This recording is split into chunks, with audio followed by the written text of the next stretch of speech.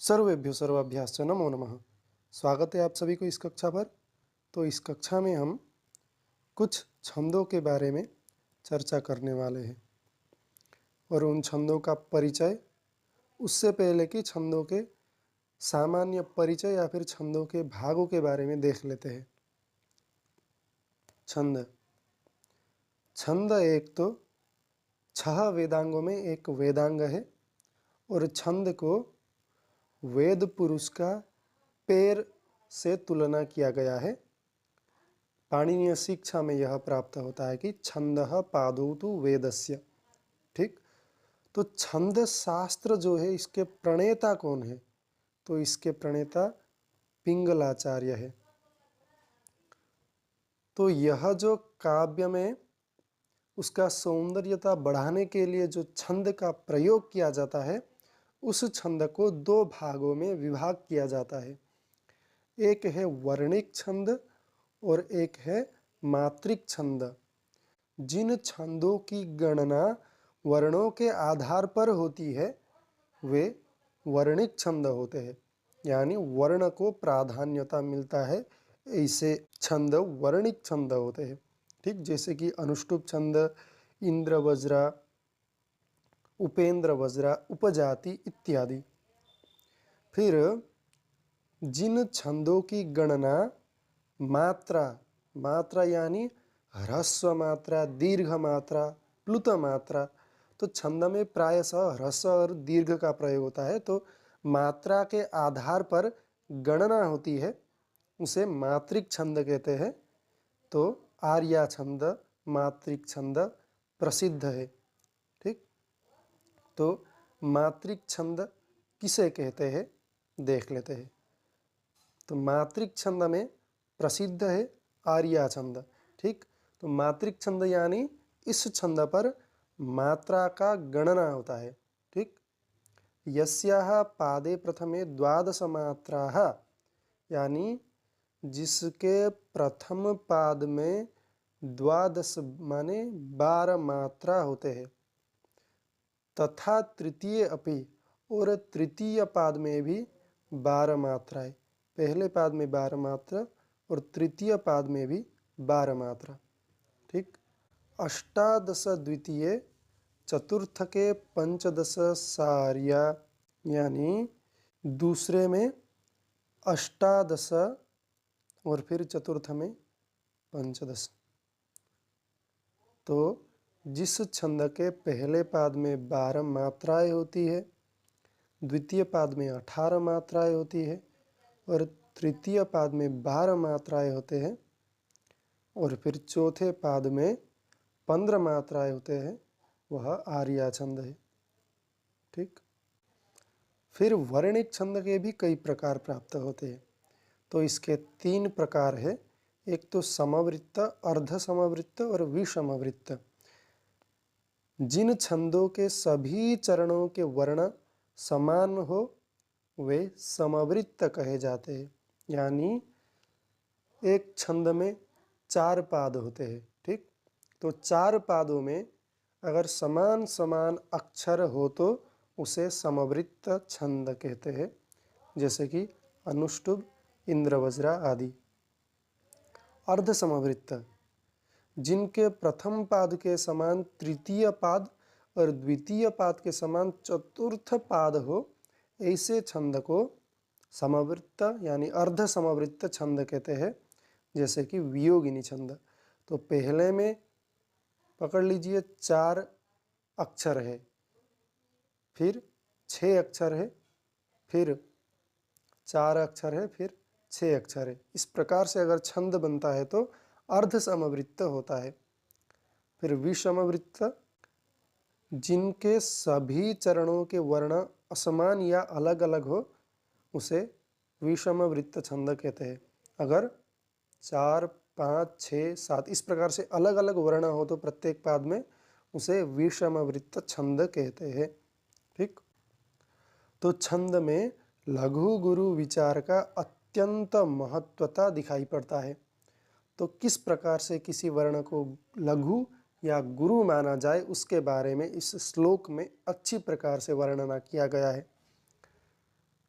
सानुस्वारो विसर्गान्तो दीर्घो युक्त परश्च यः वापादन्ते गुरोर्ज्ञेयो ज्ञेयो अन्यो मात्रिको लघुः।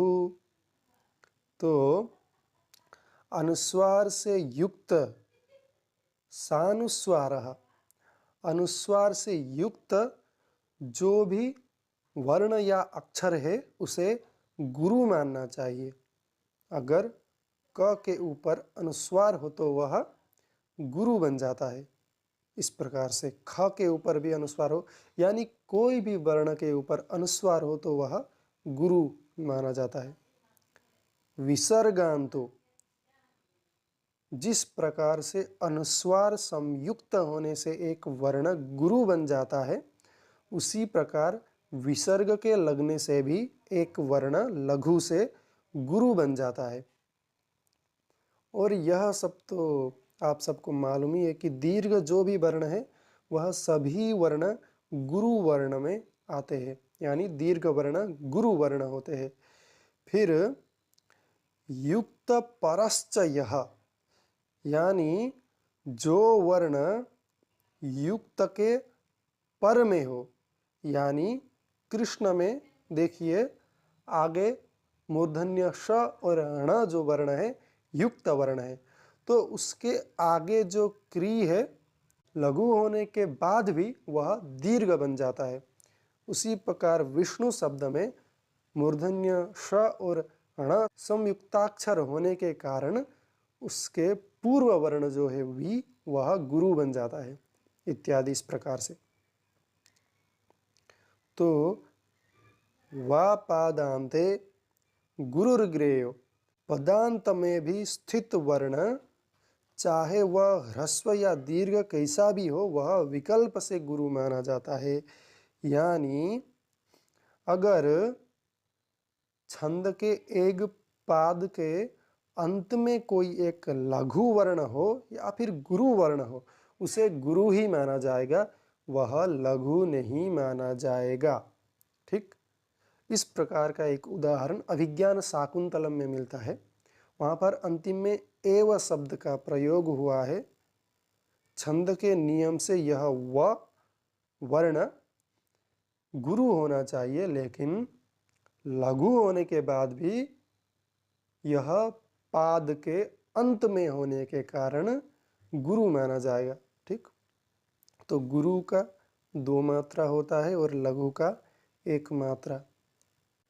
तो छंद पहचान करने के लिए गण को जानना अति आवश्यक है। ठीक, तो गण को जानने के लिए सबसे अच्छा सूत्र मिलता है कि यमाता राजभान सलगा। ठीक, यह जो है यह लघु है तो 1 मात्रा, माँ गुरु है तो 2 मात्रा। इसको इस प्रकार से गुरु को दिखाया जाता है एस जैसा अक्षर से। फिर ता गुरु होने के कारण गुरु, फिर रा गुरु होने के कारण, फिर ज लघु होने के कारण ऐसा मात्रा, भा गुरु होने के कारण ऐसा, न लघु होने के कारण ऐसा मात्रा, स लघु होने के कारण ऐसा मात्रा, ल लघु होने के कारण ऐसा मात्रा और गा गुरु होने के कारण ऐसा मात्रा। यानी लघु का मात्रा आई और गुरु का मात्रा एस। इससे हम समझ के आगे बढ़ते हैं। ठीक, तो सबसे पहला गण है यगण। तो सूत्र में देखिए यमाता, तो सबसे पहला अक्षर लघु है, दूसरा गुरु और फिर तीसरा गुरु। तो इस प्रकार से इस गण का पहचान होगा। तो दूसरा है मगण। इसमें 3 वर्ण गुरु होने के कारण देखिए 3 गुरु इस प्रकार से चिन्ह बनता है। फिर तगण का पहले 2 गुरु होने के कारण और तीसरा लघु होने के कारण इस प्रकार से दिखाई पड़ता है। ठीक, इस प्रकार से तगण बनता है। फिर रण जो है पहला तो गुरु है रा, फिर ज लघु है, फिर भा गुरु है, इस प्रकार से संकेत बनता है। फिर जगण का पहला ज जो है वह लघु वर्ण है, भा जो है गुरु वर्ण है और न जो है लघु वर्ण है। फिर भगण जो है पहला गुरु, दूसरा लघु, तीसरा लघु, ठीक। और णगन जो है तीनों लघु, देखिए न स ल तीनों लघु वर्ण होने के कारण इस प्रकार का संकेत। फिर सगण जो है वह पहले दो लघु फिर गुरु होने के कारण इस प्रकार का संकेत बनता है, ठीक। तो यह संकेत को जानना, गण को पहचानना अति आवश्यक है छंदों में, ठीक। तो चलिए अध्ययन शुरू करते हैं। पहला छंद है अनुष्टुप छंद।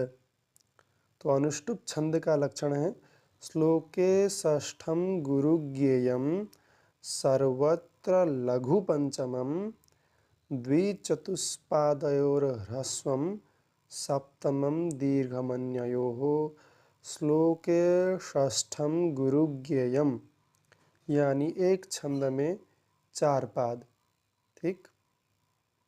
अनुष्टुप छंद में 4 पाद होते हैं और प्रत्येक पाद में 8-8 करके अक्षर होते हैं, ठीक। अनुष्टुप छंद में प्रत्येक चरण में 8 वर्ण होते हैं, जिनमें केवल 5, 6 और 7 इन तीनों वर्णों पर ही नियम लगता है। यानी 5वें वर्ण, 6ठे वर्ण और 7वें वर्ण पर ही नियम दिखाई पड़ता है। तो 5वां वर्ण चारों चरण में लघु होता है, यानी जो 5वां वर्ण है प्रत्येक चरण में वह लघु दिखाई पड़ता है, ठीक। और 6ठा वर्ण जो है वह गुरु होता है और 7वां वर्ण जो है द्वितीय तथा चतुर्थ चरण में ह्रस्व या लघु दिखाई पड़ता है और अन्य चरण में यानी प्रथम और तृतीय चरण में दीर्घ बन जाता है, ठीक। तो देखते हैं यहाँ पर किस प्रकार से बनता है, ठीक। इसको थोड़ा बड़ा कर लेते हैं। देखिए श्लोके षष्ठम गुरु ज्ञेयम यानी पहले तो हम यहाँ पर पाद का विभाजन कर लेते हैं। तो 1, 2, 3, 4, 5, 6, 7, 8, ठीक। तो यह एक पाद, फिर 1, 2, 3, 4, 5, 6, 7, 8, ठीक। तो यहाँ पर इस प्रकार से पाद का विभाजन कर लेते हैं। सर्वेभ्यो सर्वाभ्यास नमो नमः। स्वागत है आप सभी को इस कक्षा पर।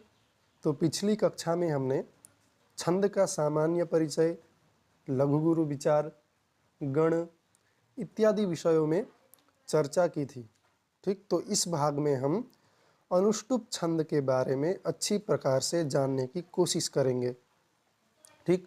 तो अनुष्टुप छंद तो वर्णिक छंद है, यानी जिसमें वर्ण को गिना जाता है। पिछले भाग में आपने देखा ही होगा।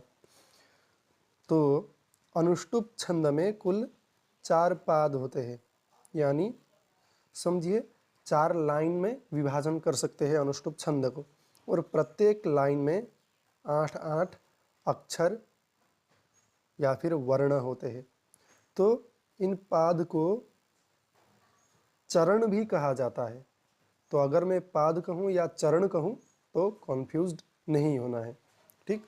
तो अनुष्टुप छंद में कुल 4 चरण हैं और प्रत्येक चरण में 8-8 अक्षर होते हैं, ठीक। तो इसका लक्षण यहाँ पर इस प्रकार से दिया गया है कि श्लोके षष्ठम गुरु ज्ञेयम सर्वत्र लघु पंचमम द्विचतुष्पादयोर ह्रस्वम सप्तमम दीर्घमन्ययोः। मेरे साथ दोहराइए। श्लोके षष्ठम गुरु ज्ञेयम सर्वत्र लघु पंचमम द्विचतुष्पादयोर ह्रस्वम सप्तमम दीर्घमन्ययोः, ठीक। तो लक्षण को अवश्य ही याद करना है। तो इसको अच्छी प्रकार से समझेंगे। श्लोके षष्ठम गुरु ज्ञेयम यानी श्लोक में जो षष्ठ वर्ण है उसे गुरु जानना चाहिए। तो कुल 4 पाद थे और प्रत्येक में 8-8 अक्षर थे। तो इस पाद का जो छठा वर्ण है वह गुरु होगा। पिछले भाग में देखा ही होगा कि गुरु का चिन्ह एस इस प्रकार का था और लघु का चिन्ह आई था। तो द्वितीय पाद में भी छठा वर्ण गुरु होगा, तृतीय पाद में भी छठा वर्ण गुरु होगा और चतुर्थ पाद में भी छठा वर्ण गुरु होगा। ठीक, तो चारों पादों में जो छठा वर्ण है वह गुरु होगा।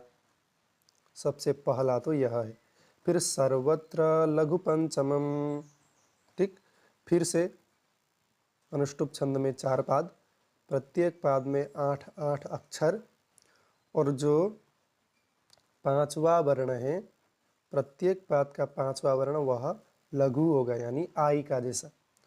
मात्रा तो आप लोगों ने देखा ही होगा पिछले भाग में। तो आई इस प्रकार से लघु को संकेत किया जाता है। तो प्रत्येक पादों में 5वां जो वर्ण है वह लघु होगा। फिर देखिए कि फिर 4 चरण है अनुष्टुप छंद में। मैं बार बार दोहरा रहा हूँ क्योंकि यह पहला छंद का क्लास है। अगली भागों से मैं इस प्रकार से पादों को बार बार नहीं दोहराऊंगा, एक बार में ही बताता चलूँगा। ठीक, तो इसी भाग में अच्छी प्रकार से देख लेना है कि किस प्रकार से पाद का विभाजन होता है। तो अनुष्टुप छंद में 4 पाद है, प्रत्येक पाद में 8-8 अक्षर। ठीक है, तो जो छठा वर्ण है वह प्रत्येक पादों में गुरु है, 5वां वर्ण जो है वह प्रत्येक पादों में लघु है। ठीक, और जो यह दूसरा पाद और चौथा पाद है वहाँ पर जो सप्तम वर्ण होगा, ठीक, जो सप्तम वर्ण होगा वह लघु होगा, यानी ह्रस्व होगा। द्वितीय और चतुर्थ पाद में जो सप्तम वर्ण होगा वह लघु होगा और दीर्घमन्ययो हो, यानी जो प्रथम और तृतीय चरण है वहाँ पर सप्तम वर्ण दीर्घ होगा। ठीक, तो इस प्रकार से आप सबको ध्यान रखना है। यहाँ पर देखिए अच्छे से अर्थ में बताया गया है कि अनुष्टुप छंद के प्रत्येक चरण में 8 वर्ण होते हैं। ठीक, चरण यानी पाद, जिनमें केवल 5, 7 और छठे वर्णों में ही नियम लगता है। तो 5वां वर्ण चारों चरण में लघु है, यानी चारों पाद में 5वां जो वर्ण होगा गिनती से वह लघु होगा। ठीक, छठा वर्ण गुरु होता है, यानी चारों चरण में गिनती करने से जो छठा वर्ण होगा वह गुरु होगा। ठीक, और 7वां वर्ण द्वितीय तथा चतुर्थ चरण में लघु है। फिर द्वितीय और चतुर्थ चरण में गिनती से जो 7वां वर्ण है वह लघु होगा। और फिर अन्य प्रथम और तृतीय चरणों में दीर्घ यानी गुरु होता है। फिर 4 चरण, प्रथम और तृतीय चरण में जो 7वां वर्ण है वह गुरु होगा। इस प्रकार से अनुष्टुप छंद बनता है। ठीक, तो उदाहरण देख लेते हैं, इसको अच्छी प्रकार से समझने की कोशिश करते हैं। ठीक, यह वाल्मीकि के मुंह से जो निकला था श्लोक रामायण के रचना से पहले वही श्लोक है। ठीक, माँ निषाद प्रतिष्ठां त्वमगमः शाश्वती समाः यत् क्रौंच मिथुनादेकमवधीः काममोहितम्। वाल्मीकि के मुंह से इस प्रकार से निकला था। फिर उसके बाद ब्रह्मा ने आकर उनको उपदेश किया, फिर उन्होंने रामायण की रचना की थी। ठीक, तमसा नदी के तट पर यह श्लोक वाल्मीकि के मुंह से निकला था। तो देखते हैं कि श्लोके षष्ठम गुरु ज्ञेयम। उससे पहले देखिए यहाँ पर हम पाद को विभाजन करेंगे। ठीक, तो यहाँ पर 2 चरण में है। ठीक, लेकिन यह अनुष्टुप छंद में आपको ज्ञात करना है कि 4 चरण होते हैं, तो आपको चारों चरण को विभाग कर लेना है ताकि आप समझ सके। ठीक, तो अक्षर को हम गिनेंगे। ठीक, अक्षर को इस प्रकार से गिनेंगे 1, 2, 3, 4, 5, 6, 7, 8। ठीक, तो यहाँ पर इस प्रकार से हो गया पहला चरण और दूसरा चरण। फिर देखते हैं तीसरा चरण, 1 2 3 4 5 6 7 8। इस प्रकार से अच्छी प्रकार से गिनती करके चरण को भाग कर लेना है, क्योंकि यहाँ पर वर्णों का गणना ही सब कुछ है। ठीक, तो श्लोके षष्ठम गुरुज्ञेयम, यानी श्लोक में छठा वर्ण जो है वो सभी में गुरु होना चाहिए। 1 2 3 4 5 6, देखिए ये ती यहाँ पर छठा वर्ण है, तो यह गुरु है। क्यों गुरु है? हमने पहले भाग में पढ़ा था कि अगर किसी लघु वर्ण के आगे कोई संयुक्त वर्ण हो तो वह आगे का लघु वर्ण गुरु बन जाता है। युक्त परश्च यह, इस प्रकार से पढ़ा था ना, याद है? याद नहीं तो फिर पहले भाग को देख लेना। श्लोके षष्ठम गुरुज्ञेयम, फिर दूसरे चरण में छठा वर्ण देखते हैं। 1 2 3 4 5 6, देखिए ये ती ही, यह भी गुरु है। दीर्घ होने के कारण तो गुरु है ही, अगर गुरु नहीं भी होता तो विसर्ग है तो अवश्य ही गुरु बन जाएगा। ठीक, फिर देखते हैं तीसरे चरण में 1 2 3 4 5 6, देखिए ना, आ दीर्घ है, इसीलिए ना दीर्घ बनेगा ही। ठीक, तो ना भी दीर्घ है।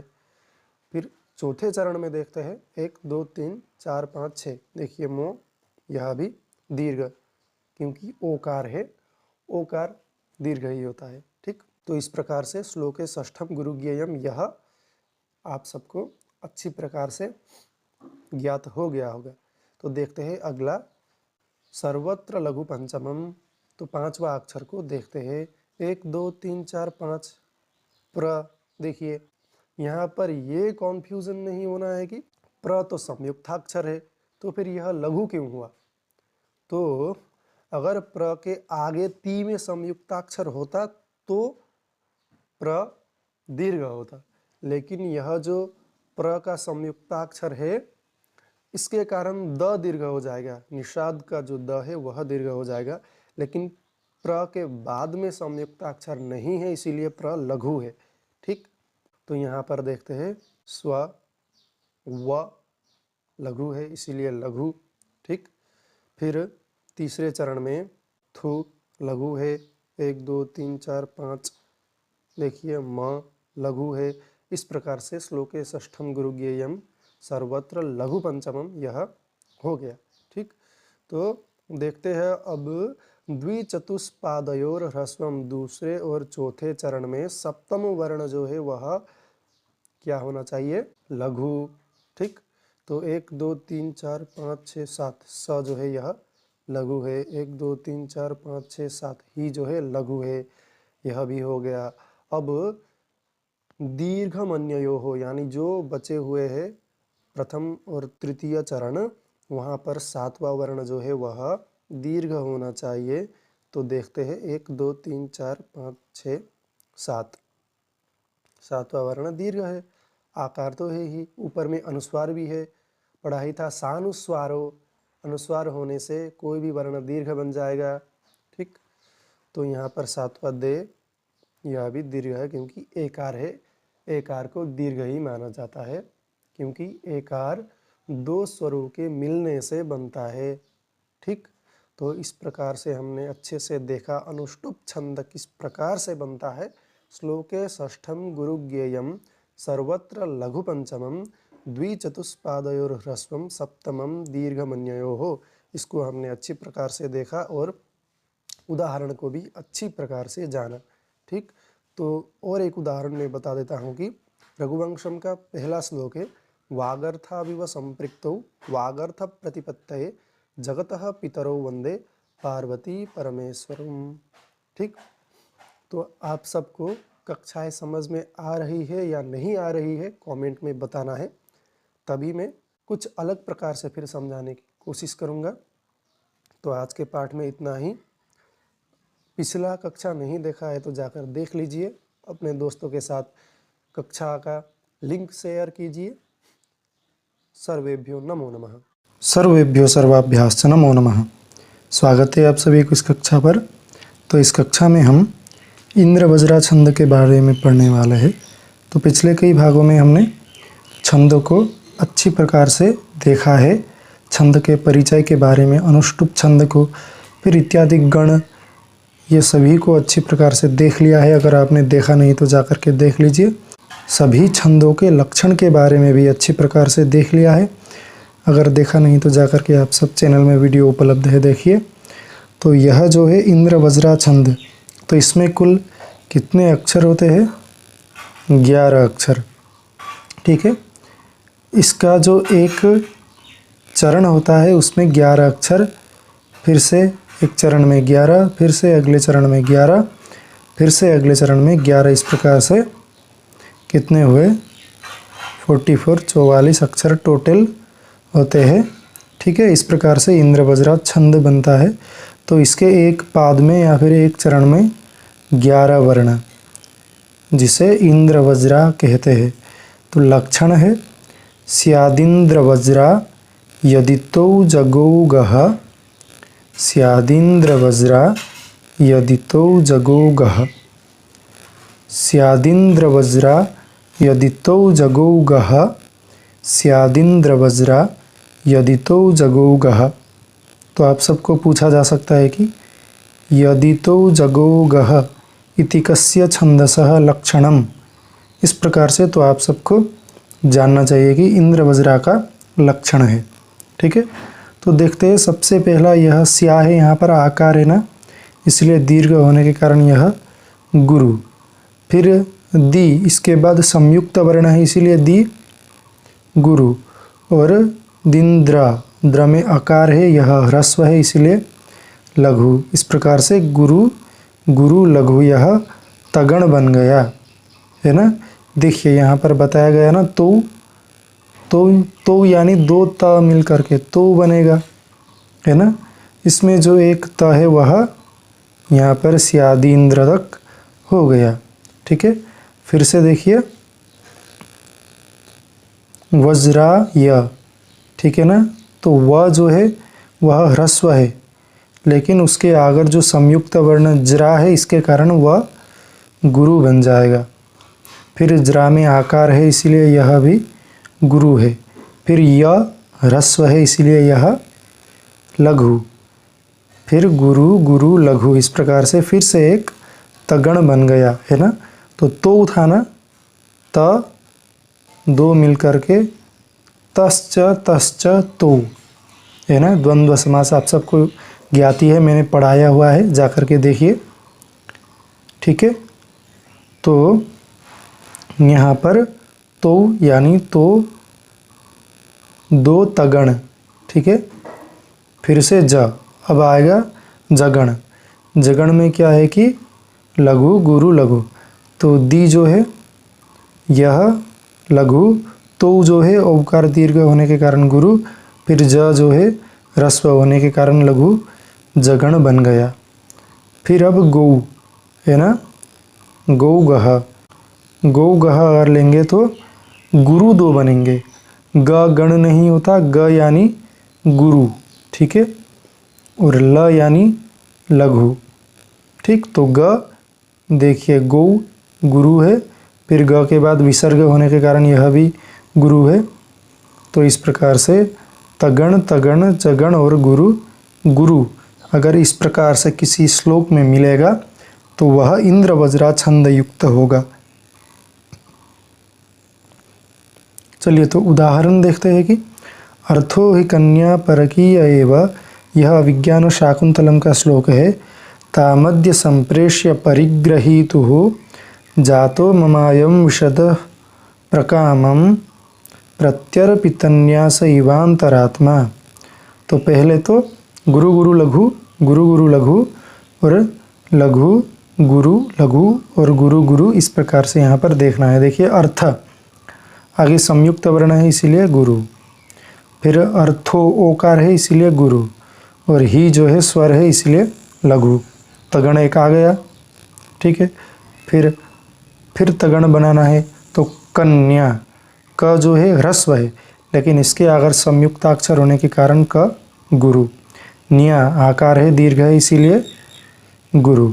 फिर प जो है ह्रस्व है इसीलिए लघु। फिर से गुरु गुरु लघु, तगण बन गया, ठीक है। तो 2 तगण आ गए, अब चाहिए जगण। तो रा ह्रस्व है इसीलिए लघु। की दीर्घ है इसीलिए गुरु। फिर य ह्रस्व है इसलिए लघु। लघु गुरु लघु जगण आ गया। ठीक है। फिर अब चाहिए हमको दो गुरु। ए जो है यह संयुक्त वर्ण है इसीलिए यह गुरु है। फिर व अगर पाद के अंतिम में व आता है तो उसे गुरु मान लिया जाना चाहिए, ऐसा नियम है, तो वह भी गुरु बन गया। ठीक है। इसी प्रकार से ये तीनों ऐसे ही गण मिलेंगे। ठीक है। तगण तगण जगण और गुरु गुरु इस प्रकार से। ठीक है ना। तो आप सब ये देख लीजिए और इस श्लोक को अच्छे से याद कीजिए। तो यह कक्षा यहीं पर समाप्त होती है। मिलते हैं अगली कक्षा में। तब तक के लिए धन्यवाद। नमो नमः। सर्वेभ्यः सर्वाभ्यश्च नमो नमः। स्वागत है आप सभी को इस कक्षा पर। तो इस कक्षा में हम संस्कृत CVT UG के लिए जो सिलेबस में जितने भी छंद लगे हुए हैं उन सभी छंदों को देख रहे हैं और उसी क्रम में हमने छंद का परिचय, अनुष्टुप छंद, इंद्र वज्रा छंद इत्यादियों को अच्छे प्रकार से देख लिया है। तो इस भाग में हम उपेंद्र वज्रा छंद जो है उसके बारे में देखने वाले हैं। ठीक है। तो सबसे पहला विषय तो यह है कि उपेंद्र वज्रा छंद में कितने अक्षर होते हैं, है ना। देखिए कितने अक्षर होते हैं, 11 अक्षर। ठीक है। तो कितने चरण होते हैं, 4 चरण। तो है ना 4 चरण होते हैं। चरण यानी पाद। तो प्रत्येक चरण में 11, है ना। फिर अगले चरण में भी 11, फिर दूसरे तीसरे चरण में भी 11 और चौथे चरण में भी 11 अक्षर होते हैं। ठीक है। तो इस प्रकार से कुल कितने अक्षर हुए, संपूर्ण मिला करके 44 अक्षर हुए। अगर एक चरण में पूछा जाए तो 11, है ना। या फिर उपेंद्र वज्रा छंद में कितने अक्षर है ऐसा पूछा जाए तो 11 ऐसा उत्तर लगाना है। ठीक है ना। चलिए तो इसका लक्षण क्या है वह देखेंगे कि क्या दिया है लक्षण। देखिए उपेंद्र वज्रा जतजास ततो गौ, है ना। क्या है लक्षण बताइए आप सब भी। उपेंद्र वज्रा जतजास ततो गौ। फिर से बताइए चलिए। उपेंद्र वज्रा जतजास ततो गौ, है ना। उपेंद्र वज्रा जतजास ततो गौ। तो यहाँ पर क्या देखने को मिला आप सबको, पहले तो छंद का नाम है, यानी यह उपेंद्र वज्रा छंद होगा। क्या होगा, पहले जगण आना चाहिए, है ना। देखिए पहले जगण, फिर तगण आना चाहिए। देखिए तगण, फिर जगण आना चाहिए, है ना। फिर जगण, फिर ततः, फिर उसके बाद ततः यानी उसके बाद गौ, गह गौ गाहा, है ना। द्विवचन में है इसलिए 2 बार गुरु आना चाहिए। तो इस प्रकार से उपेंद्र वज्रा छंद का लक्षण जो है वह बनता है। ठीक है ना। तो पता चल गया आप सबको। देखिए तो देखते हैं कि कैसे गण चलते हैं। जगण जो है वह देखिए क्या होगा, मध्य गुरु, है ना। पहले लघु फिर गुरु फिर लघु। तो मध्य गुरु क्या हुआ, जगण। फिर तगण, अंत लघु, है ना। पहले 2 गुरु गुरु फिर अंतिम में लघु तगण हुआ, है ना। फिर जगण, वही जगण आया है, मध्य गुरु। फिर ग ग यानी गुरु गुरु 2, ऐसे यहाँ पर चलता है। ठीक है ना। देखिए उदाहरण देखते हैं कि क्या है उदाहरण। त्वमेव माता च पिता त्वमेव, त्वमेव बंधुश्च सखा त्वमेव, है ना। त्वमेव विद्या द्रविणम त्वमेव, त्वमेव सर्वम मम देव देव, ऐसा मिलता है ना। तो देखिए देखते हैं कि यह जो पहला है त्व आकार है ना, इसीलिए यह लघु। एकार होने के कारण में गुरु, फिर व आ है लघु, है ना। फिर माता दीर्घ आ है इसलिए गुरु, ता फिर दीर्घ आ है गुरु, च आकार है इसलिए लघु। फिर पिता लघु, फिर ता जो है गुरु, फिर त्वा जो है लघु, फिर में एकार होने के कारण गुरु, और वह अगर पाद के अंतिम में आए तो गुरु, है ना। तो देखिए त्वमेव क्या बन गया, जगण, है ना। लघु गुरु लघु जगण बन गया। फिर माता च, है ना, गुरु गुरु लघु, तो क्या बना तगण, फिर जगण, लघु गुरु लघु, फिर गुरु गुरु दो मिल गया। तो इसी प्रकार से यह पूरा श्लोक में इसी प्रकार से गण चलते हैं, ठीक है ना। तो आई होप आप सबको समझ में आ गया। मिलते हैं अगली कक्षा में, तब तक के लिए धन्यवाद। नमो नमः। सर्वेभ्यः सर्वाभ्यश्च नमो नमः। स्वागत है आप सभी को इस कक्षा पर। तो संस्कृत साधना SAADHAN है ना, SAA वाला जो साधना, तो वहाँ पर इस चैनल पर हम संस्कृत CVT UG के लिए छंद के बारे में पढ़ रहे थे, है ना। तो उसी क्रम में हमने कई सारे छंदों को पढ़ लिया है। तो अगला क्रम है उपजाति छंद का, है ना। तो उपजाति छंद को जानने के लिए इंद्र वज्रा और उपेंद्र वज्रा को जानना बहुत ही आवश्यक है। तो अगर आपने इंद्र वज्रा और उपेंद्र वज्रा की कक्षा जो है उसको देखा नहीं तो देखिए, फिर उसके बाद ही उपजाति छंद समझ में आएगा, ठीक है। तो शुरू करते हैं उपजाति छंद को। तो सबसे पहले तो क्या पूछा जाता है कि उपजाति छंद में कितने वर्ण या फिर अक्षर होते हैं। तो उपजाति छंद में 11 वर्ण या अक्षर होते हैं। यह 2025 में यह पूछा गया था, है ना। तो उपजाति छंद में कुल 11 अक्षर होते हैं। तो 4 पाद होते हैं, है ना, 11 11 11 फिर 11, टोटल 44 अक्षर, ठीक है ना। तो देखिए यहाँ पर एक लक्षण दिया गया है जहाँ पर 2 पाद है, 2 चरण, ठीक है। देखिए अनंतरोदीरित लक्ष्म भाजौ पादौ यदीया उपजातयस्ताः, है ना। अनंतरोदीरित लक्ष्म भाजौ पादौ यदीया उपजातयस्ताः, यदीयौ उपजातयः ताः, है ना। इस प्रकार से यहाँ संधि हुआ है उपजातयः, उपजाति का बहुवचन में उपजातयः।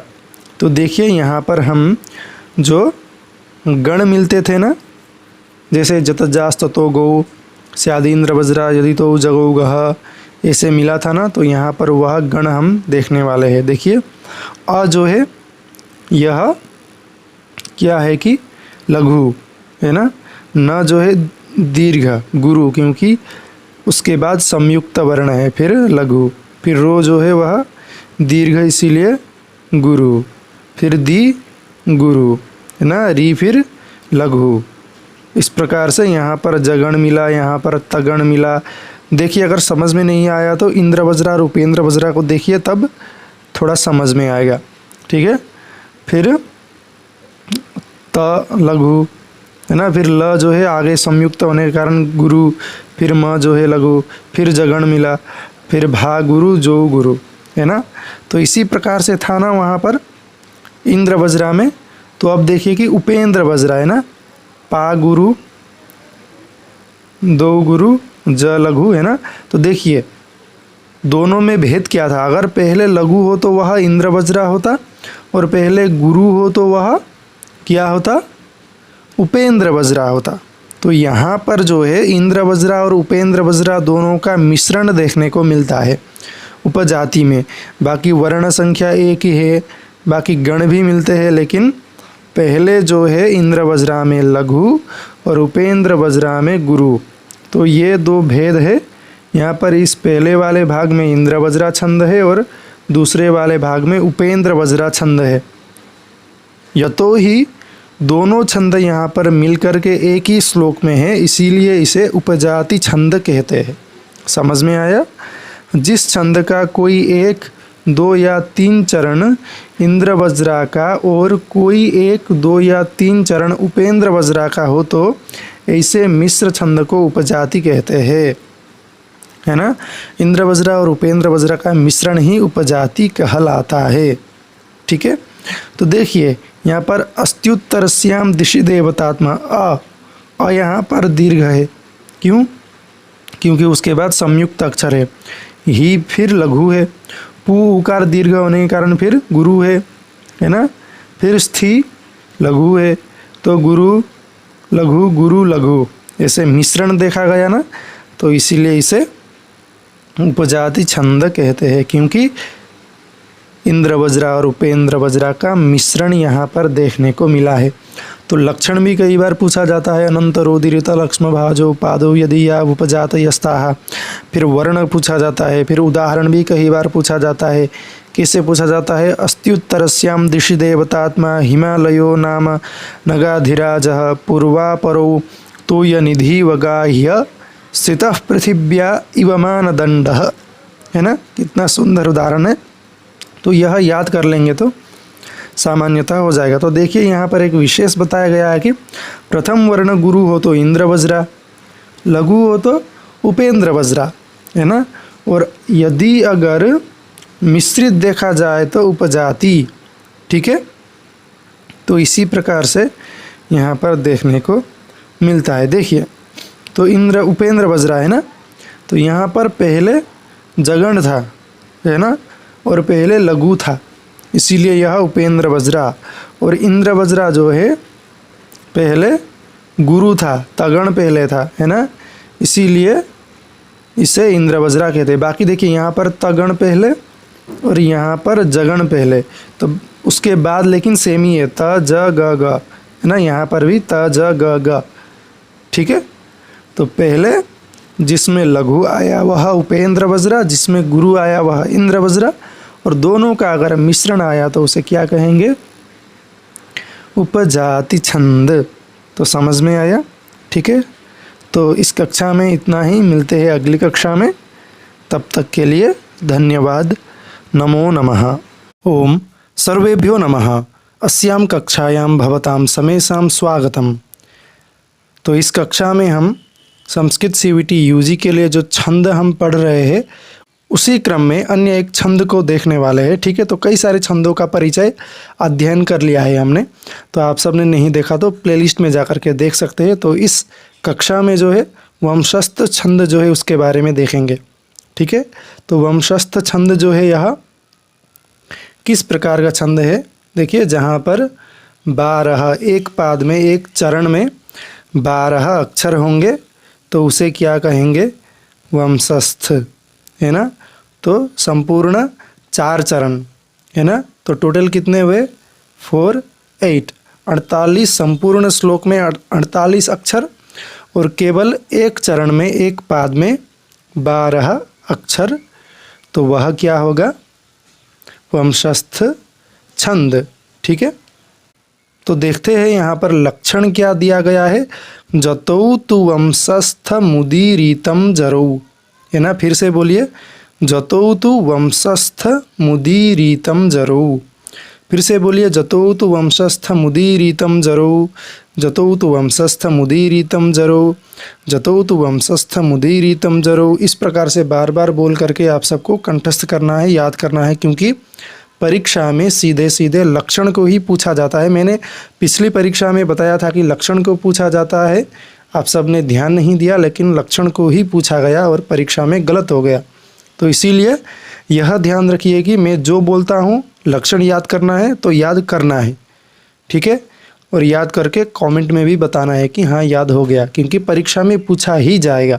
ठीक है, तो देखिए कितने गण हैं यहाँ पर, ज त ज र, है ना। तो जगण जैसे कि मैंने पहली वीडियो में बताया था, पहली कक्षा में, कि लघु गुरु लघु ऐसा जगण होता है, गुरु गुरु लघु ऐसा तगण होता है, लघु गुरु लघु ऐसा जगण होता है, और गुरु लघु गुरु ऐसा रगण होता है ना। तो यहाँ पर देखिए ज तो तू, है ना, जगण पहले, फिर तगण पहले, है ना, फिर जगण पहले, जरो, फिर रगण उसके बाद, है ना। तो इस प्रकार से इसका गण निर्धारित हुआ। जतो से ज और त आ गए, जरो से ज और र आ गए। इसी प्रकार से वंशस्थ का गण बताया गया। तो देखेंगे कि ये मात्राएं किस प्रकार से बन रहे हैं, है ना। ज लघु है इसीलिए लघु, तो गुरु है इसीलिए गुरु, फिर तू लघु है इसीलिए लघु, तो जगण निकल गया। ठीक है ना।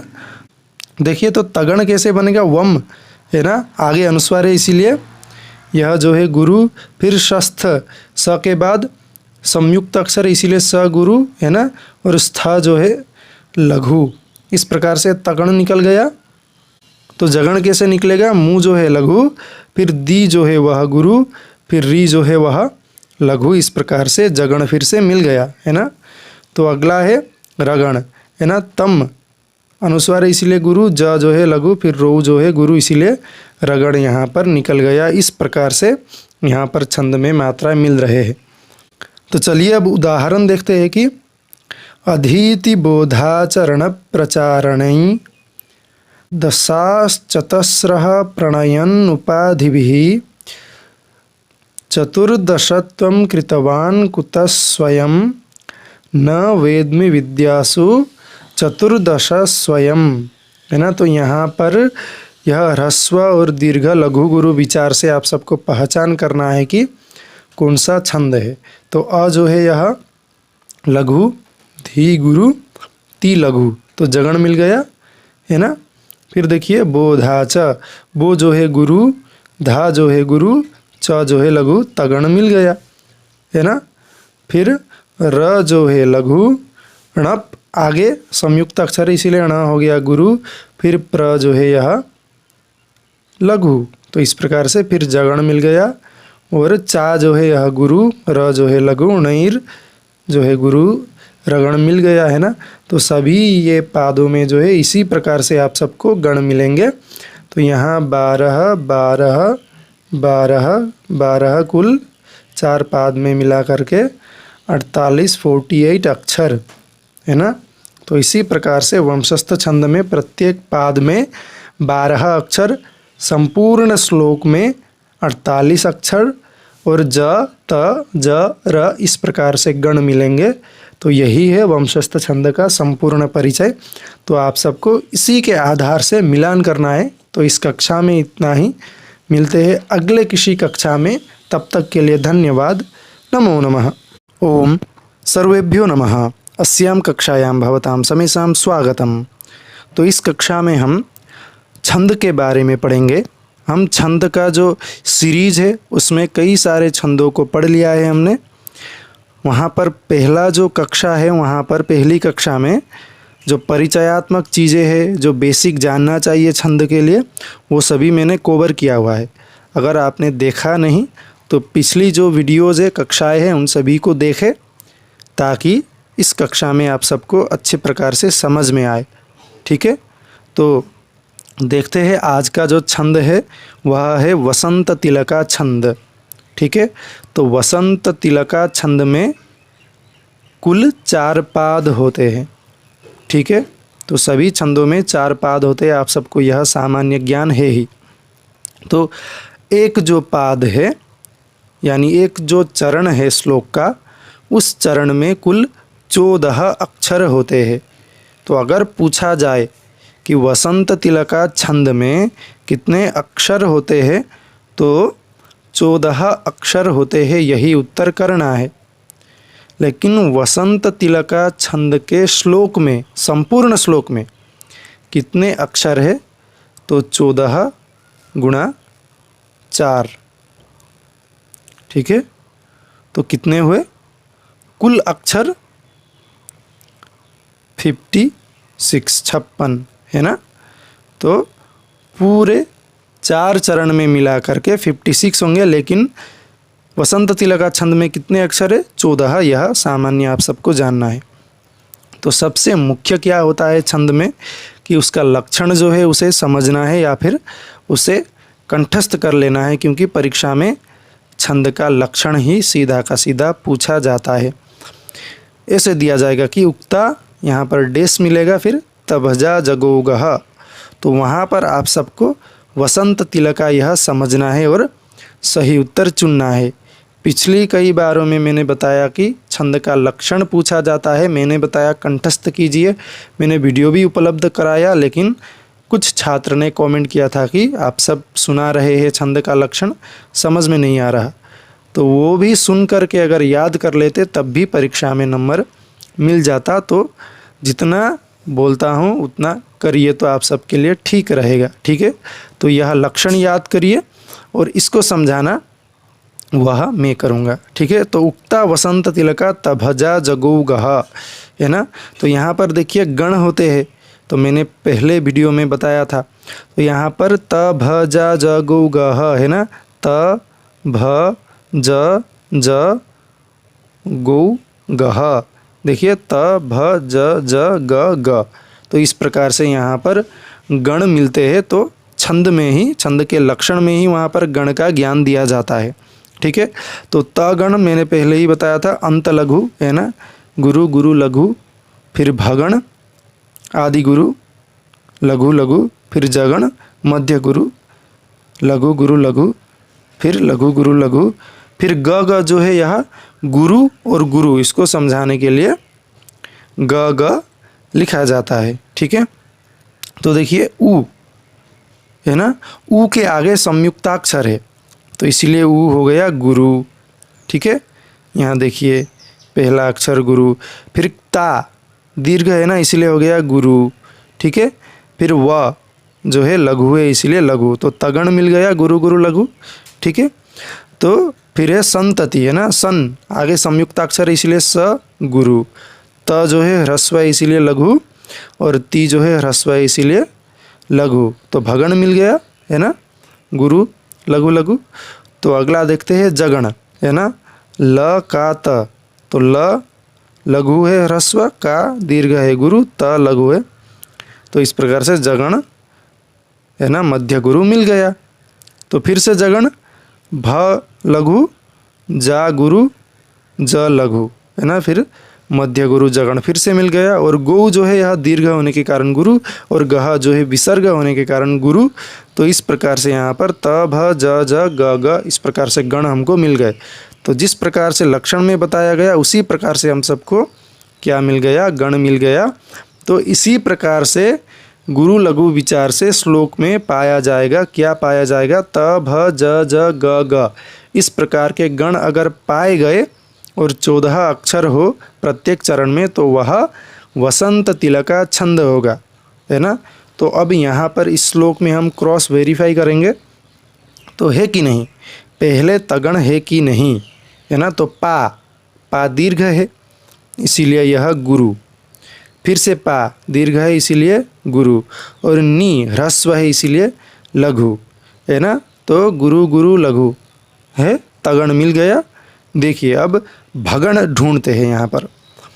तो भगण में देखिए क्या है कि वा गुरु, सिया जो है नहीं वा जो है गुरु, फिर र जो है लघु, फिर य जो है लघु, तो गुरु लघु लघु भगण मिल गया। ठीक है, तो देखिए अब जगण, तो ती जो है लघु, यो जो है गुरु, ज जो है लघु, तो यहाँ पर जगण मिल गया। तो फिर से य जो है लघु, ते एकार होने के कारण यह गुरु है, फिर ही ह्रस्व होने के कारण लघु, तो जगण फिर से मिल गया। ता जो है यह गुरु है। ठीक है, फिर य व इत्यादि अक्षर अगर चरण के अंतिम में आए तो उन्हें भी गुरु गिना जाएगा, इसलिए यह यकार ह्रस्व होने के कारण लघु नहीं हुआ, गुरु हुआ, क्योंकि यह चरण के अंतिम में आता है।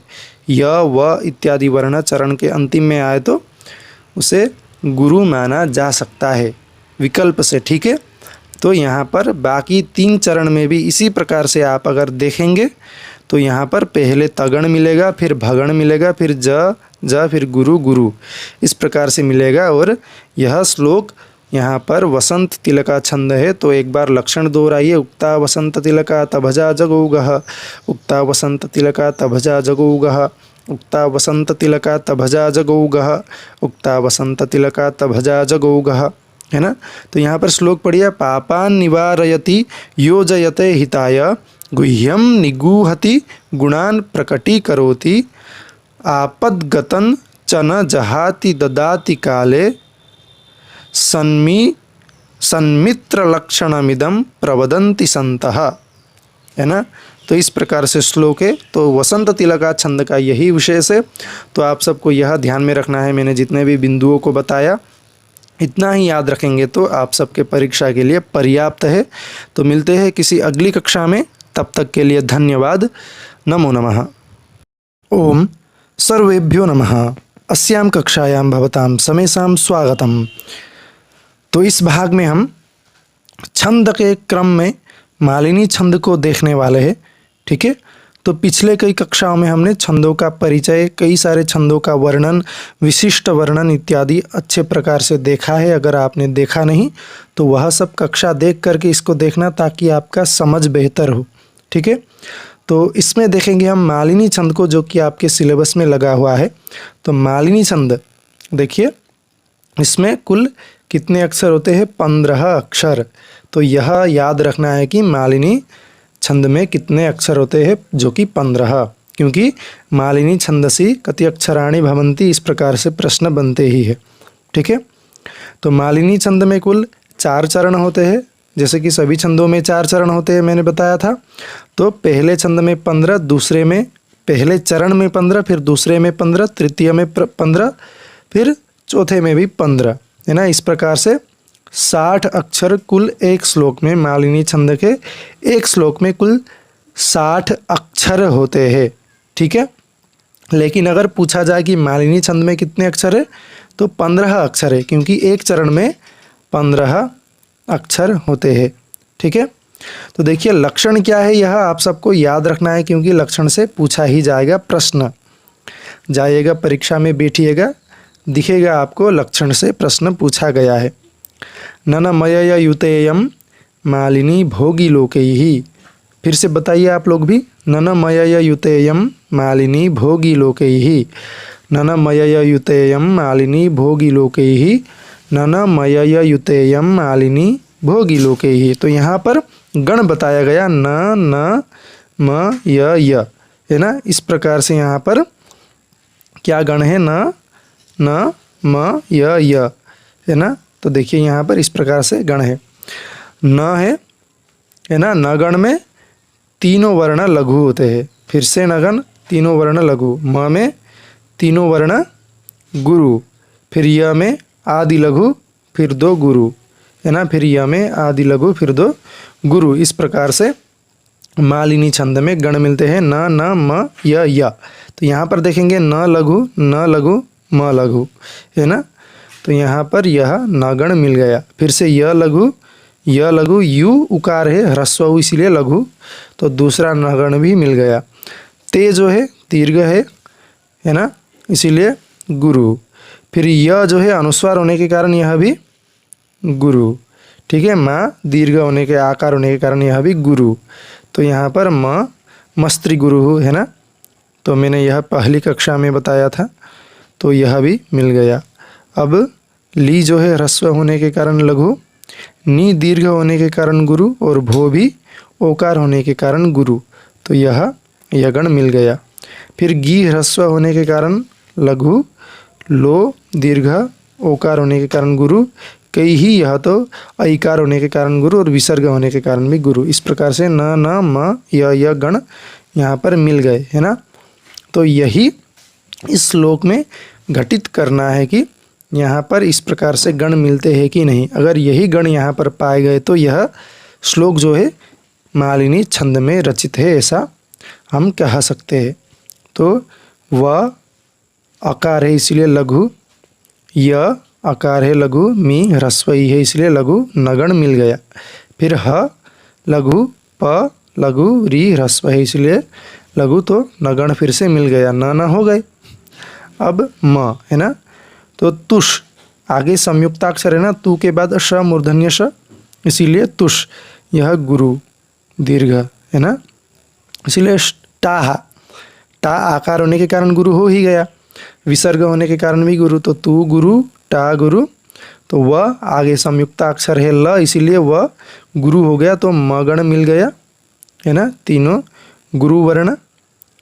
तो फिर से क जो है यह लघु आकार है, फिर लई जो है यह ऐ होने के कारण भी गुरु, और आगे संयुक्ताक्षर होने के कारण भी गुरु। तो क लघु, लई गुरु, और त्वम जो है ऊपर अनुस्वार होने के कारण गुरु, है ना। तो लघु गुरु गुरु, क लघु, फिर गुरु, और गुरु होने के कारण यह गण यहाँ पर हमें मिल गया। ठीक है, तो अगला भी यगण है, दू ह्रस्व ऊ होने के कारण लघु, फिर जो है कु दीर्घ ऊ होने के कारण गुरु, फिर लई ऐकार और विसर्ग होने के कारण गुरु, तो यह गण भी मिल गया। तो इस प्रकार से न न म ये गण मिल गए, है ना। तो चारों चरण में आपको यही घटित करना है। तो इस प्रकार से आप सबको न न म य गण मिलेंगे। तो यही मालिनी छंद है। तो देखते हैं उदाहरण क्या दिया गया है। वयमिह परितुष्टाः वल्कलैस्त्वं दुकूलैः सम इह परितोषो निर्विशेषो विशेषः सतु भवति दरिद्रो यस्य तृष्णा विशाला मनसि च परितुष्टे कोऽर्थवान को दरिद्रः, है ना। कितना बढ़िया श्लोक यहाँ पर दिया गया है। अगर मन संतुष्ट हो तो कौन धनी है, कौन अर्थवान है और कौन दरिद्र है। तो इस प्रकार से यहाँ पर बताया गया है ना। ठीक है, तो इस कक्षा में इतना ही। मिलते हैं अगली कक्षा में, तब तक के लिए धन्यवाद। नमो नमः। ओम अस्यां कक्षायां भवतां समेषां स्वागतम्। सर्वेभ्यो नमो नमः। तो इस कक्षा में हम छंद को जो पढ़ रहे थे उसी क्रम में अन्य एक छंद को देखने वाले हैं, पढ़ने वाले हैं। तो वह छंद है शिखरिणी। ठीक, शिखरिणी छंद जो कि आपके सिलेबस में लगा हुआ है। तो शिखरिणी छंद में सबसे पहला जानने वाला बिंदु क्या है कि कितने अक्षर होते हैं। ठीक है, तो शिखरिणी छंद में 17 अक्षर होते हैं। कितने होते हैं शिखरिणी छंद में? कुल 17 अक्षर। तो यह ध्यान में रखना है, परीक्षा में पूछा जाता है। ठीक है, तो शिखरिणी छंद में भी कुल अन्य छंदों के जैसे 4 चरण या फिर 4 पाद होते हैं, है ना। तो प्रत्येक चरण में 17 17 17 17 इस प्रकार से अक्षर बनेंगे। ठीक है, तो 17 गुने 4, तो कुल अक्षर एक श्लोक में, शिखरिणी छंद के एक श्लोक में कुल इतने अक्षर होंगे। ठीक है, और प्रत्येक चरण में 17 अक्षर होंगे। तो पूछा जाता है कि शिखरिणी छंद में कितने अक्षर होते हैं, तो वह 17 ही करना है उत्तर आप सबको। ठीक है, चलिए, तो ध्यान में रखना है कि इसका लक्षण क्या है, क्योंकि परीक्षा में क्या पूछा जाता है? लक्षण। मैंने पिछली कक्षाओं में भी बताया है बार बार कि पूछा क्या जाता है, लक्षण ही पूछा जाता है। तो रसै रुद्रैश्छिन्ना यमन सभलाग शिखरिणी, रसै रुद्रैश्छिन्ना यमन सभलागः शिखरिणी। तो फिर से बोलिए आप लोग भी मेरे साथ, रसै रुद्रैश्छिन्ना यमन सभलाग शिखरिणी। ठीक है, तो इस प्रकार से यह छंद है। तो देखिए यहाँ पर गण दिए गए किस प्रकार से, य म न स भ ल ग, है ना। तो देखिए य म न स भ ल ग, तो इस प्रकार से यहाँ पर गण दिए हैं। तो इन गण में मात्राएं कैसे बनते हैं वह मैंने पहली कक्षा में आप सबको बताया था। अगर आपने देखा नहीं तो जाकर के वहाँ देख सकते हैं और अपना समझ जो है वह बेहतर कर सकते हैं। तो यगण जो है यह आदि लघु, ठीक है, लघु गुरु गुरु यह यगण है। फिर मगण तीनों गुरु, है ना। फिर नगण तीनों लघु। फिर सगण अंत गुरु, है ना, पहले 2 लघु लघु फिर गुरु। फिर भगण आदि गुरु, पहले गुरु फिर लघु लघु। फिर ल यानी लघु, फिर ग यानी गुरु, पिछली कक्षा में बताया था मालिनी छंद में। ठीक है, तो इस प्रकार से गण बनते हैं। तो लक्षण में घटित कराते हैं इन गणों को। देखिए र अ है ह्रस्व इसीलिए लघु, सई ऐकार है दीर्घ है इसीलिए गुरु, रुद्र, है ना। आगे क्या है, संयुक्ताक्षर है। रू में ह्रस्व ऊ होने के बाद भी आगे संयुक्ताक्षर है इसीलिए रू गुरु हो गया, नहीं तो लघु होता। ठीक है, तो यगण मिल गया, है ना। तो देखिए मगण मिलता है कि नहीं, तो द में ऐकार और आगे संयुक्ताक्षर भी, ऐ तो दीर्घ है ही, गुरु हो ही जाता है, तो आगे संयुक्ताक्षर भी है तो गुरु होगा ही। तो छी ह्रस्व ई है, लघु होना चाहिए था, लेकिन आगे संयुक्ताक्षर है न है ना, इसीलिए यहाँ पर गुरु। फिर न में आकार है, दीर्घ होने के कारण यह गुरु सामान्यतः बन जाता है। तो मगण मिल गया।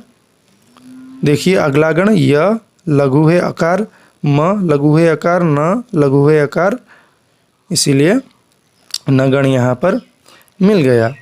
तो स अकार है लघु, भ अकार है लघु, ला में आकार है दीर्घ, इसीलिए गुरु है ना। तो गण मिल गया फिर से, ठीक है। देखिए यहाँ पर सगण मिल गया, लघु लघु गुरु।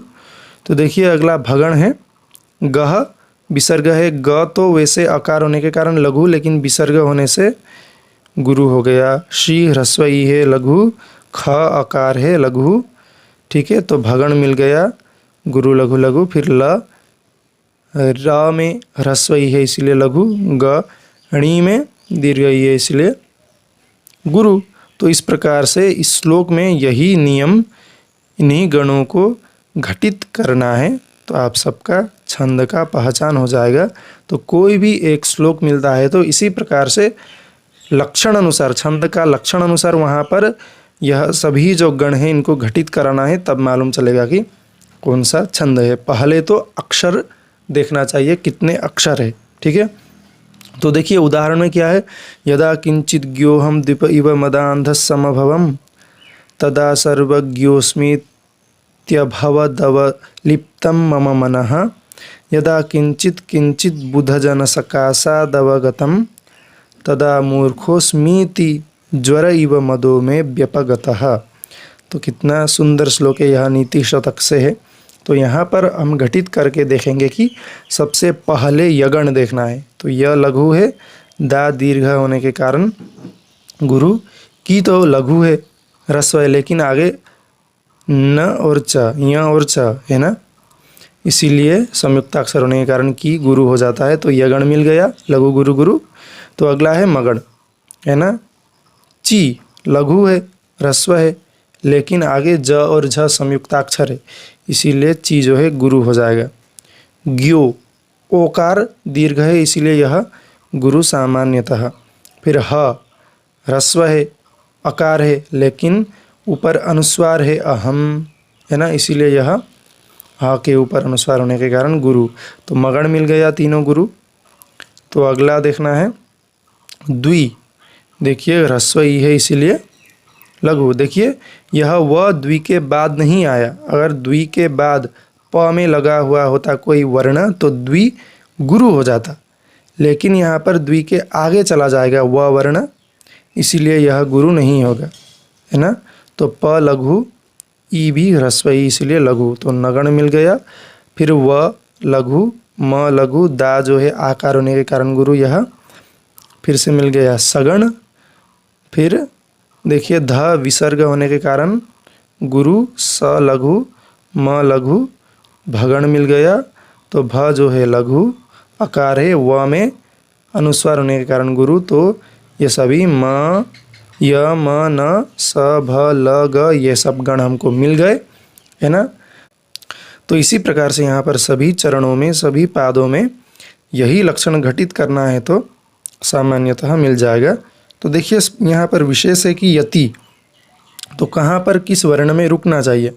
तो शिकरिणी छंद में पहले 6 वर्ण में, फिर 11 वर्ण में रुकना चाहिए। तो यहाँ पर रस और रुद्र लिखा है ना, तो रस 6 प्रकार के होते हैं, ठीक है, और रुद्र 11, इसीलिए यहाँ पर ऐसे इंडिकेशन दिया गया है। तो ठीक है, इस कक्षा में इतना ही, मिलते हैं अगली कक्षा में, तब तक के लिए धन्यवाद। नमो नमः। ओम सर्वेभ्यो नमः। अस्यां कक्षायां भवतां समेषां स्वागतम। तो इस कक्षा में हम अन्य एक छंद को देखने वाले हैं। तो हम कई सारे छंदों को अभी तक पढ़ चुके हैं। अगर आपने उन सब की कक्षाओं को देखा नहीं तो जा कर के देखिए और अपना समझ जो है उसे बेहतर कीजिए और समझिए, ठीक है। तो इस क्रम में अगला छंद जो है वह है मंदाक्रांता छंद।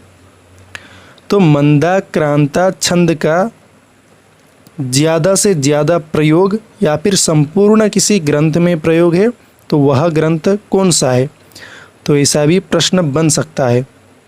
तो कालिदास विरचित जो मेघदूत है, जहाँ पर पूर्व मेघ और उत्तर मेघ करके दो भाग है, तो वहाँ पर मंदाक्रांता छंद का प्रयोग किया गया है।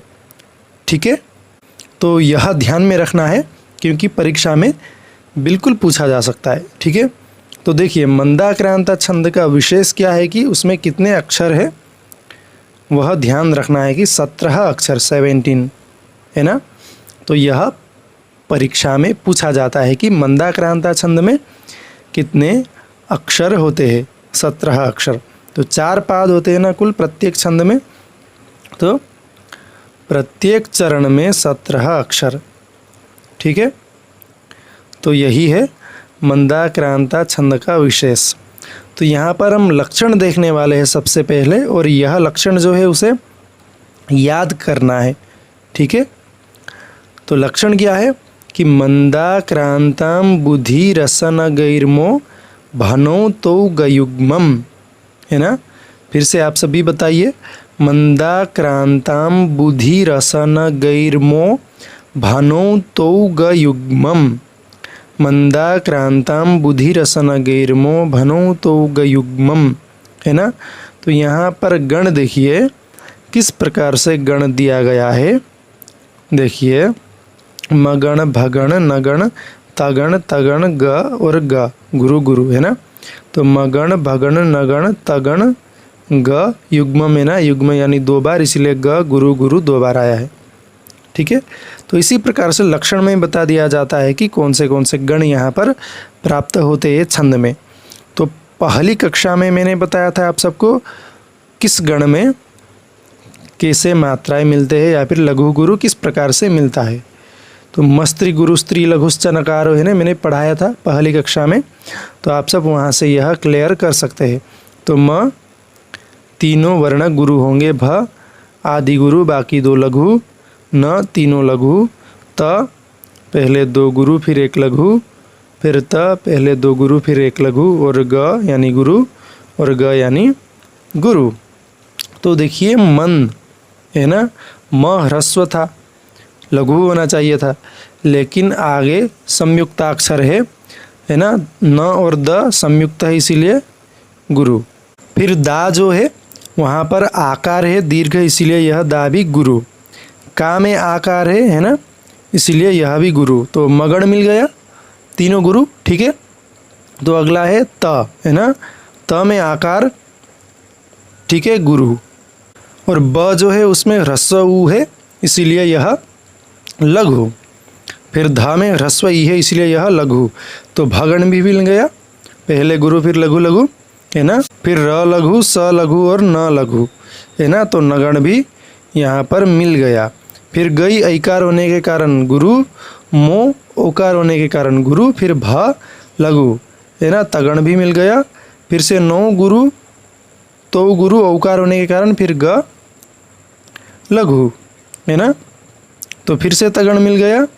और यू ह्रस्व उ है, लघु होना चाहिए था, लेकिन उसके बाद यू के बाद संयुक्ताक्षर ग और म है, इसीलिए यू जो है गुरु हो जाएगा, और म के बाद अनुस्वार यानी म है, इसीलिए यह गुरु हो जाएगा। ठीक है, इस प्रकार से गण यहाँ पर मिलते हैं।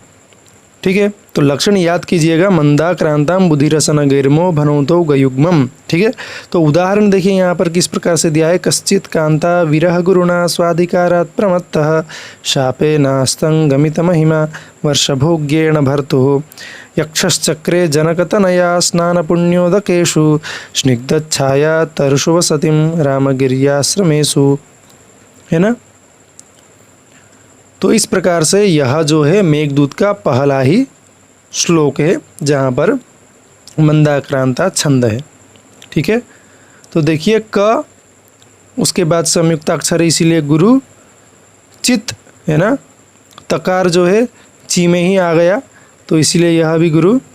का जो है आकार होने के कारण गुरु, तो मगण पहला मिल गया, तीनों गुरु। फिर का जो है यह हो गया। फिर ता जो है गुरु। फिर वी जो है ह्रस्व, र जो है ह्रस्व इसीलिए लघु, तो गुरु लघु लघु। इस प्रकार से भगण भी मिल गया।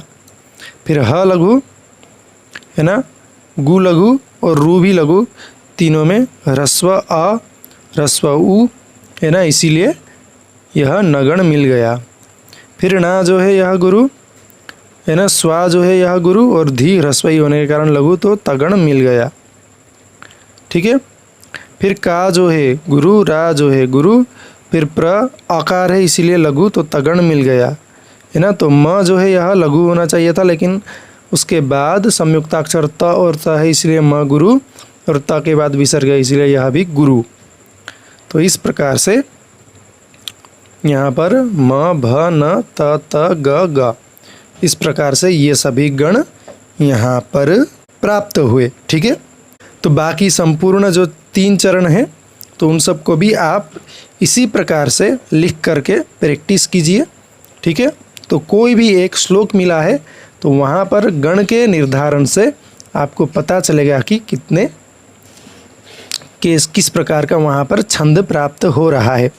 ठीक है। और वहाँ पर कितने अक्षर है उसको भी देख करके आप अनुमान कर सकते हैं। तो यति यहाँ पर अम्बुधि, अम्बुधि 4 प्रकार के इसलिए 4 वर्ण पर यति पहले, फिर रस 6 प्रकार के है इसलिए 6 वर्ण पर भी रति यति, और नग 7 प्रकार के है इसीलिए 7वें वर्ण पर भी यति होता है। ऐसा विषय से मंदाक्रांता छंद का। ठीक है। तो यह कक्षा यहीं पर समाप्त होती है। मिलते हैं अगली कक्षा में, तब तक के लिए धन्यवाद। नमो नमः। ओम सर्वेभ्यो नमः। अस्यां कक्षायां भवतां समेषां स्वागतम। तो हम इस चैनल पर CVT संस्कृत UG के लिए छंद को अध्ययन कर रहे थे। उसी क्रम में हमने कई सारे छंदों को 11 भागों में देख लिया है। अगर आपने देखा नहीं तो पिछली 11 जो कक्षाएं हैं उन सभी को जाकर के आप देख सकते हैं। ठीक है। और अपना समझ बेहतर कर सकते हैं। तो यहाँ पर हम पढ़ने वाले हैं शार्दूल विक्रीडित छंद को। ठीक है। तो सामान्यतः शार्दूल विक्रीडित छंद में कितने अक्षर होते हैं, यह सबसे पहला प्रश्न बनता है। तो इसका उत्तर क्या बनेगा, देखिए यहाँ पर लिखा गया है कि शार्दूल विक्रीडित छंद में कुल 19 अक्षर या फिर वर्ण होते हैं। तो आप सबको ज्ञात ही है, मैं बार बार बताता हूँ कि एक छंद में है ना, रचित एक श्लोक में 4 चरण या फिर 4 पाद होते हैं। तो यहाँ पर एक चरण में 19 अक्षर, इसी प्रकार प्रत्येक चरण में 19 अक्षर होंगे, है ना। लेकिन अगर पूछा जाए कि शार्दूल विक्रीडित छंद में कितने अक्षर होते हैं तो वह 19 ही बनेगा। ठीक है। तो देखिए यहाँ पर अब लक्षण दिया गया है जो कि अतीव महत्वपूर्ण है, क्योंकि परीक्षा में इसको पूछा ही जाता है। आप सब इसको याद कीजिए। तो मेरे साथ दोहराइए। सूर्यास्वैर्यदिमः सजो सततगाः शार्दूल विक्रीडितम्। सूर्यास्वैर्यदिमः सजो सततगाः शार्दूल विक्रीडितम्। ठीक है। तो फिर से बताइए। सूर्यास्वैर्यदिमः सजो सततगाः शार्दूल विक्रीडितम्। तो यहाँ पर गण दिया गया है, देखिए किस प्रकार से, है ना। सूर्यास्वैर्यदिमः है ना, मगण महा, फिर सगण, जौ जगण, फिर सगण, फिर त ना तगण तगण, फिर गाहा यानी गुरु। इस प्रकार से यहाँ पर गण लक्षण में ही बताया गया। तो मैंने पहली कक्षा में बताया था कि कौन सा गण किस प्रकार से यहाँ पर लघु गुरु मिलता है ना। तो मस्त्री गुरु स्त्री लघुश्चनकारो भुआदि गुरु पुनरादि लघुर, यह इस प्रकार से श्लोक भी वहाँ पर था, मैंने समझाया है। अगर देखा नहीं तो पहली कक्षा को देखिए, वहाँ पर आप सबका समझ बनेगा। ठीक है। तो मगड़ यहाँ जो है तीनों अक्षर यहाँ पर गुरु होते हैं। देखिए एक गण पर 3 अक्षर होते हैं, लेकिन अगर ल और ग आएगा तो वहाँ पर केवल एक ही, यानी ल यानी लघु, ग यानी गुरु, तो वहाँ पर एक ही अक्षर या फिर वर्ण मिलेगा। लेकिन बाकी गणों में 3 अक्षर। तो म में तीनों गुरु, स में लघु लघु गुरु, ज में लघु गुरु लघु, स में लघु लघु गुरु, त में गुरु गुरु लघु, फिर त में गुरु गुरु लघु, और ग यानी गुरु। तो वह सामान्यतः हो ही गया, है ना। तो यहाँ पर देखिए अब उदाहरण दिया गया है, तो इसको देखते हैं।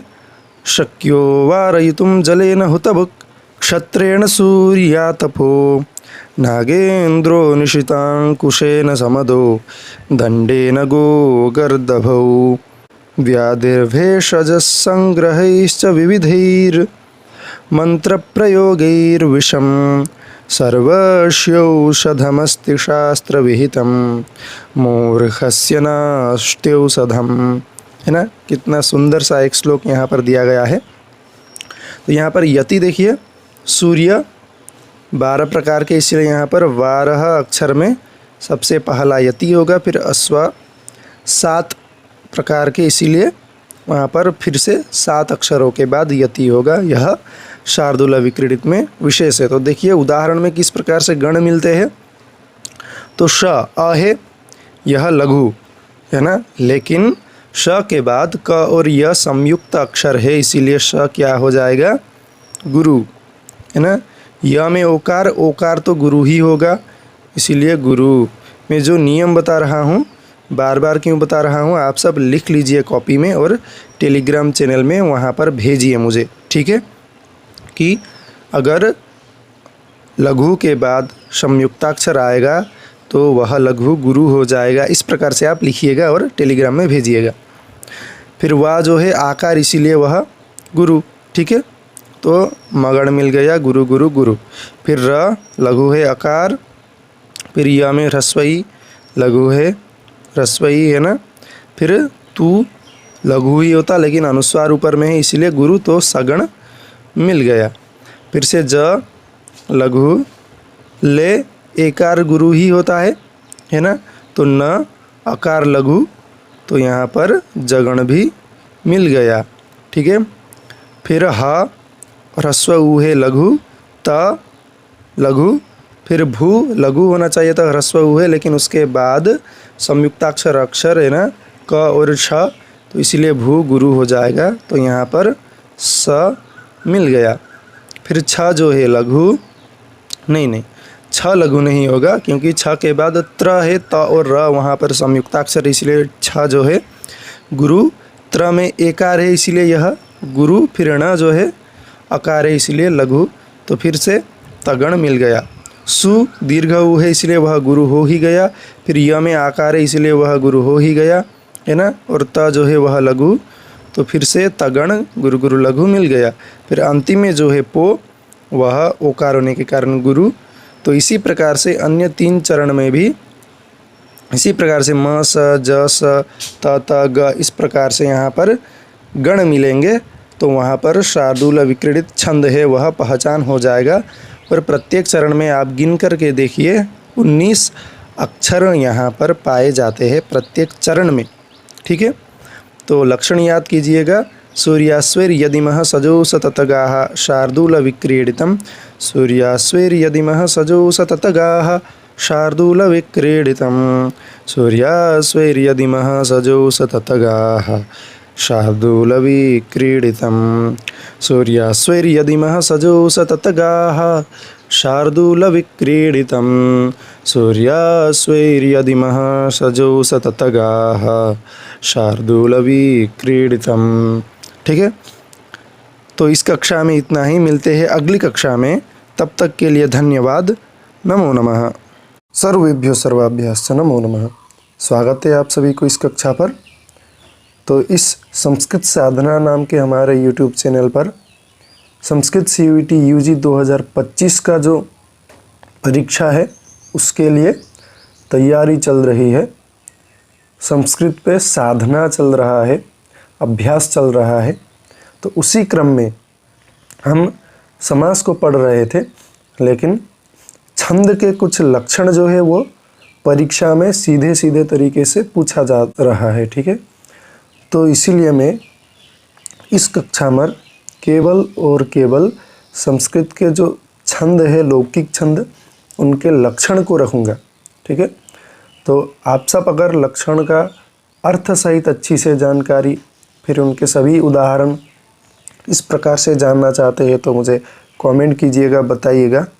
और यहाँ पर मैं जितने भी लक्षण को रहूँगा आप सब कंठस्थ कीजिए, याद कीजिए अच्छी प्रकार से, और आकर के फिर से इसी वीडियो के कमेंट में बताइए कि जी मेरा कंठस्थ हो चुका है, ठीक है।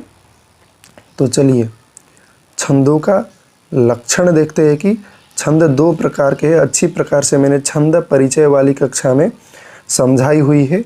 अगर देखा नहीं आपने तो जा कर के वहाँ देखिए, ताकि आपका बेसिक क्लियर हो, ठीक है ना। तो देखिए, मात्रिक छंद में आर्या छंद है, तो उसका लक्षण क्या है। यस्याः पादे प्रथमे द्वादश मात्रास्तथा तृतीयेपि अष्टादश द्वितीये चतुर्थके पंचदश सा आर्या। यस्याः पादे प्रथमे द्वादश मात्रास्तथा तृतीयेपि अष्टादश द्वितीये चतुर्थके पंचदश सा आर्या। ठीक है, तो वर्णिक छंद में क्या है देखते हैं। अनुष्टुप। श्लोके षष्ठम गुरुज्ञेयं सर्वत्र लघुपंचमं द्विचतुष्पादयोर्ह्रस्वं सप्तमं दीर्घमन्ययोः। इंद्रवज्रा 11 वर्ण है। स्यादिंद्रवज्रा यदितो जगोगः, स्यादिंद्रवज्रा यदितो जगोगः। उपेन्द्रवज्रा जतजास्ततो गौ, उपेन्द्रवज्रा जतजास्ततो गौ। उपजातिः। अनन्तरोदीरितलक्ष्मभाजौ पादौ यदीया उपजातयस्ताः। ठीक है। शालीन्युक्तां तौ तगौ गोब्धिलोकैः। जतौ तु वंशस्थमुदीरितं जरौ द्रुतविलम्बितमाहनभो भरौ। उक्ता वसन्ततिलका तभजा जगौगः। ननमययुतेयं मालिनी भोगिलोकैः। रसैरुद्रैश्छिन्ना यमनसभलागशिखरिणी। रसैरुद्रैश्छिन्ना यमनसभलागः शिखरिणी।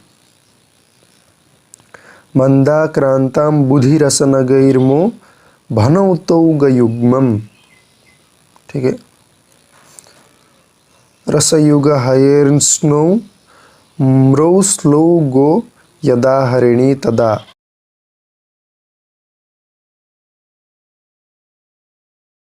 सूर्यास्वैर्यदिमः सजौ सततगाः शार्दूलविक्रीडितम्। म्रब्नैर्यानां त्रयेण त्रिमुनियतियुता स्रग्धरा कीर्तितेयम्।